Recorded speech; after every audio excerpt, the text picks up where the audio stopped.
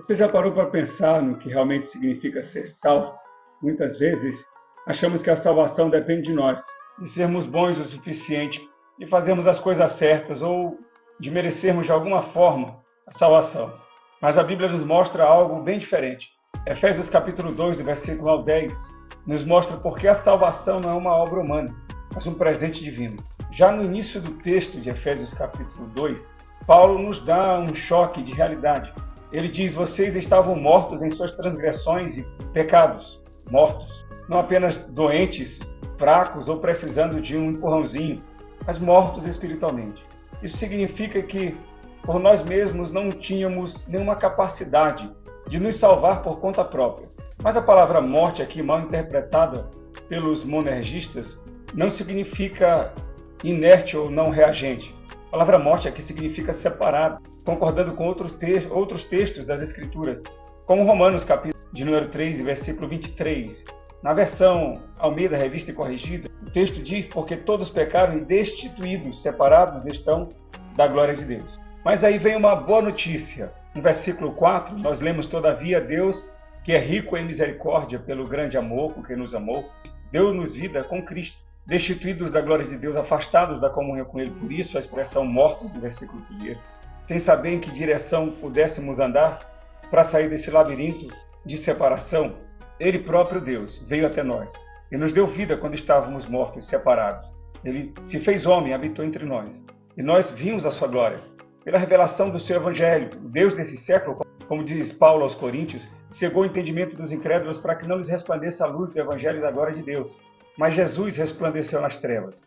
Nós vimos a sua glória como glória do unigênito do Pai. Deus nos deu a sua revelação, nos despertou para que pudéssemos reagir à sua graça maravilhosa.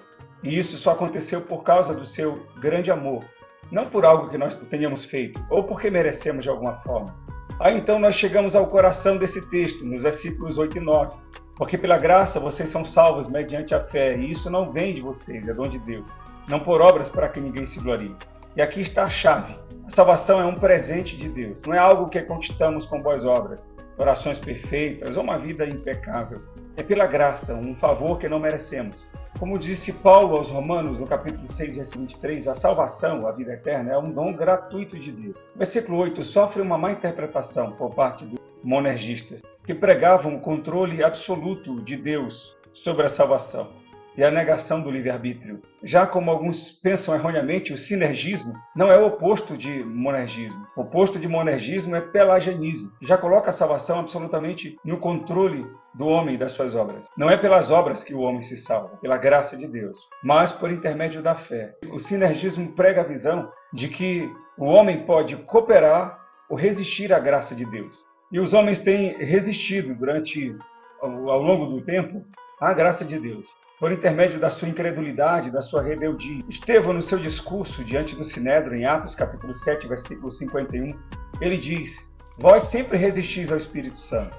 Paulo, nas suas recomendações, em 1 Tessalonicenses, capítulo 5, e versículo 19, ele diz: não apagueis o Espírito Santo. A ação do Espírito Santo é persuasiva, mas não compulsória. Não é uma obrigação, uma imposição de Deus. Em 2 Coríntios, capítulo de número 5 e versículo de número 11, está escrito: assim que sabendo o temor que se deve ao Senhor, persuadimos os homens à fé, mas somos manifestos a Deus. E espero que na vossa consciência sejamos também manifestos.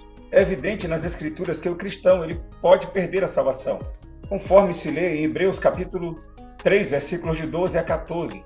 Vede, irmãos, que nunca haja em qualquer de vós um coração mau e infiel, para se apartar do Deus vivo.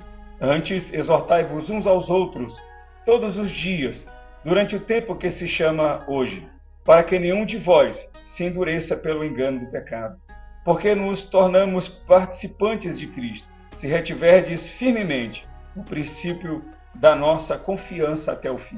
E ainda em 1 Timóteo, capítulo 4, versículo 1, a Bíblia diz: mas o Espírito expressamente diz que nos últimos tempos apostatarão alguns da fé, dando ouvidos a espíritos enganadores e a doutrinas de demônios. O autor da lição sobre a exegese, dos versículos 8 a 10, ele diz: o termo graça significa literalmente favor imerecido, favor divino do qual não somos merecedores. A salvação é pela graça de Deus mediante a fé em Jesus Cristo, e não vem das obras, pois não se trata de uma recompensa. Uma boa exegese esclarece que a expressão "isto é dom de Deus" se refere à salvação pela graça e não à fé, como afirmam os monergistas, que a fé que está escrita é o dom que está escrito anteriormente. Mas a palavra "isto" não vem de vós, é dom. Essa palavra "isto", rosto, está no masculino plural. Já graça e fé estão no feminino.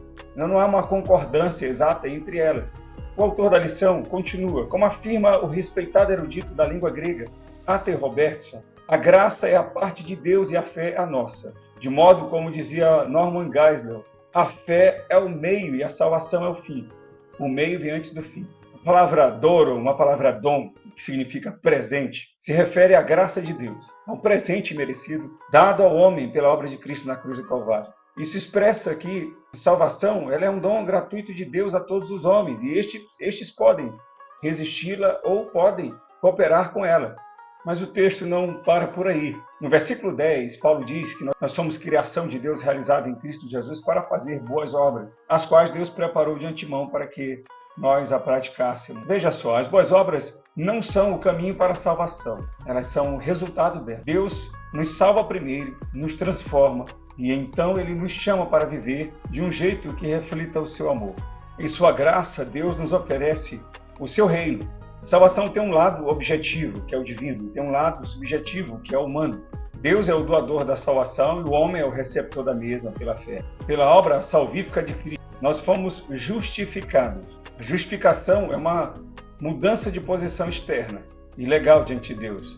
1 Coríntios capítulo 6, versículo 11, a Bíblia diz: mas haveis sido justificados em nome do Senhor Jesus. Romanos capítulo 5, versículo 1, está escrito: justificados, pois, por meio da fé, temos paz com Deus, por meio de nosso Senhor Jesus Cristo. Se a justificação é uma mudança de posição do pecador, a regeneração é uma mudança de condição do pecador, de salvo do pecado para filho de Deus.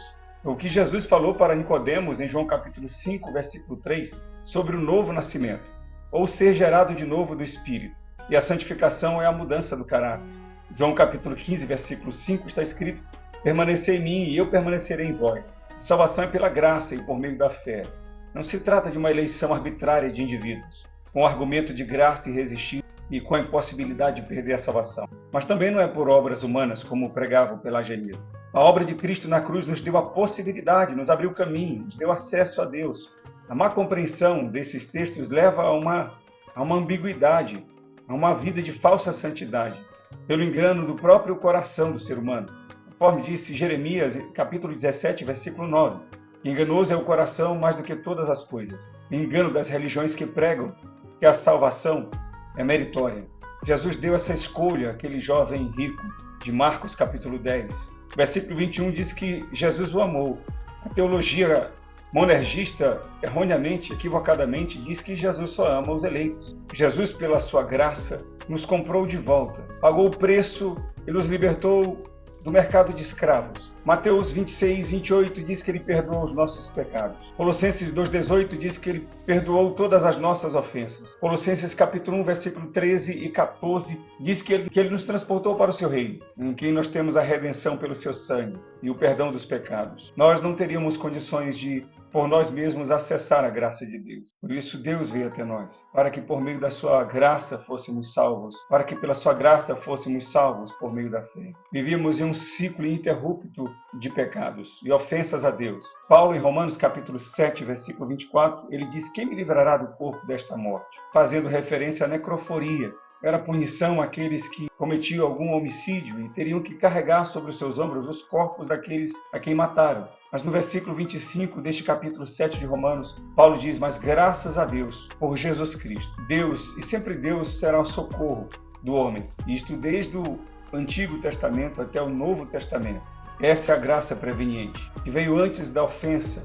Graça disponível a todos, acessível pela fé e individual. Romanos capítulo 10, versículos 9 e 10, o apóstolo Paulo diz: a saber, se quanto à boca confessares ao Senhor Jesus e em teu coração creres que Deus o ressuscitou dos mortos, serás salvo, visto que com o coração se crê para a justiça e com a boca se faz confissão para a salvação. Tito capítulo 2, versículo 11.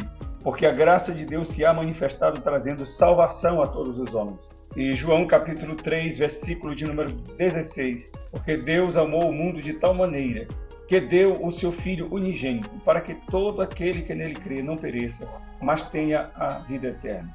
E nós temos acesso a essa graça agora mesmo, e é uma oportunidade urgente e indispensável. Hebreus capítulo 9, versículo de número 27, a Bíblia diz: porque ao homem está ordenado morrer uma única vez, vindo depois disto o juízo. Salmo 78, versículo 39. Porque se lembrou de que era um carne, um vento que passa e não volta. Precisamos crer na palavra de Deus, precisamos receber a graça de Deus, cooperar com ela, crendo em Jesus, no seu sacrifício na cruz do Calvário, confessando a Ele como Senhor e Salvador das nossas vidas. Precisamos cooperar com a graça de Deus, porque todos estamos sobre a mesma condenação, sem a graça. Não há favoritismos ou méritos humanos nisto. O islamismo prega sobre méritos, sobre salvação como uma recompensa de obras aqui na terra. As testemunhas de Jeová pregam sobre um favoritismo. O mormonismo prega sobre uma salvação geral ou universal. O judaísmo pregava sobre as obras da lei. Mas como Paulo disse aos Coríntios, nós pregamos Cristo e este crucificado. No Salmo 16, versículo 10, a Bíblia diz: pois não deixarás a minha alma no inferno, nem permitirás que o teu santo veja corrupção.